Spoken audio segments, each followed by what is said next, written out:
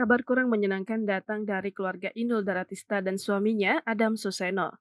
Sebab Adam Suseno baru-baru ini dilarikan ke rumah sakit setelah terluka di bagian kaki hingga pingsan. Dari unggahan terbaru Inul Daratista di Instagram pribadinya, terlihat kondisi Adam Suseno masih terbaring lemas di atas ranjang rumah sakit.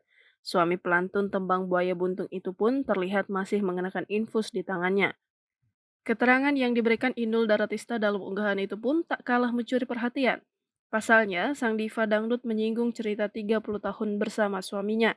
Diakui Inul Daratista selama berumah tangga, Adam Suseno bukan tipikal suami yang kerap mengeluh. Sehat Yoyang, 30 tahun kita love, gak pernah sambat sakit. Sambat cuma pusing minum obat, dah gitu aja. Sekalinya sakit, gini cuma goresan luka kok dadi kemana-mana. Tulisnya dikutip dari Instagram @inul.d pada Minggu 22 Juni 2025. Inul Daratista pun sempat ketakutan dengan kondisi suaminya saat ini. Inul Daratista pun lantas memohon doa agar sang suami bisa segera diberikan kesembuhan. Sontak saja, unggahannya itu langsung dibanjiri beragam komentar warganet tak terkecuali dari rekan-rekan sesama publik figur Inul Daratista.